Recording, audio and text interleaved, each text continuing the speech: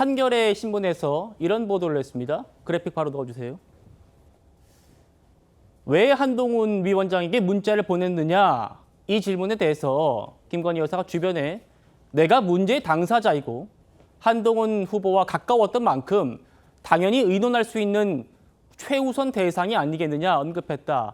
이런 부분인데 제가 이 한겨레 보도를 봤는데 이 얘기를 주변에 언제 했는지에 대해서는 언급이 없었습니다. 그러니까 1월 달에 했다는 건지 지금 최근에 전당대회 논란이 불거진 다음에 했다는 건지는 없습니다만 어쨌든 나는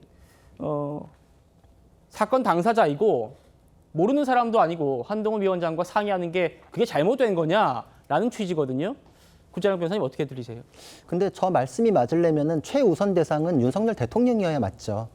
그러면 한동훈 위원장과 소통하는 게 당연하다 그러면 윤석열 대통령하고 어떤 논의를 하고 대통령실의 정무라인과 어떤 소통을 했으며 그것에 대해서 왜 이런 문자 유출이 벌어졌는지까지도 사실이 나와야 되는데 그런 건 싹 없고 한동훈 위원장하고 사이에서 문자만 지금 공개된 상태인데 김건희 여사하고 한동훈 위원장 둘만 지금 주고받은 문자가 공개됐으면 사실 지금 수세에 몰려있는 한동훈 위원장 쪽에서 공개했을 리는 없다라는 게 상식적이니까 김건희 여사가 이게 어떤 관계에서 왜 나왔는지 그 노력에도 불구하고 지금 이게 왜 논란으로 불거졌는지에 대해서도 해명이 있어야 저 말이 그대로 이제 논리 일관에서 받아들일 수 있지 않겠는가. 그리고 그 당시에 그 문자의 진정성에 대해서도 사람은 원래 말이 아니라 행동을 봐야지 파악이 되는 거기 때문에 아무리 뭐 돈 갚겠다 그래도 1년 이상 안 갚으면 안 갚는구나라고 생각하는 게 상식 아닐까요? 그래서 저는 같은 날짜에 사과에 대한 문자도 보냈지만 그거를 주변에 그 문건을 공개 사과 불가에 대한 내용을 공유했다는 거 이거에 대해서는 진정성이 굉장히 떨어진다라고 판단할 수밖에 없지 않았나. 한동훈 위원장 쪽에서는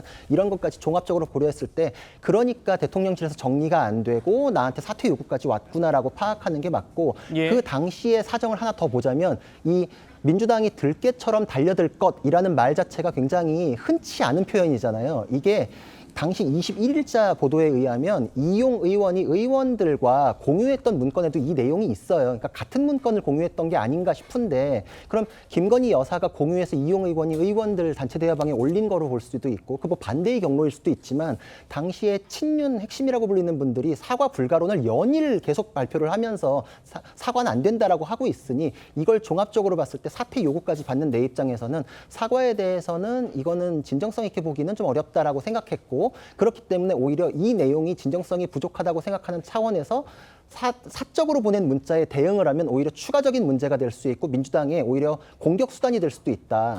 공적으로 소통은 다 해놨는데 그거에 대해서는 사퇴 요구가 왔고 사적인 문자에 대해서 답변하는 거는 오히려 정청래 의원이나 이렇게는 사적으로 그냥 카톡 몇 번 주고받은 것도 예전에 공격 소재로 삼았으니 굉장히 이건 조심해야겠다라는 생각을 했던 게 아닌가. 추가로 하나 더 얘기하자면 그 이후에 공천과 관련한 인터뷰에서도 조선일보와의 인터뷰에 이런 내용이 있어요.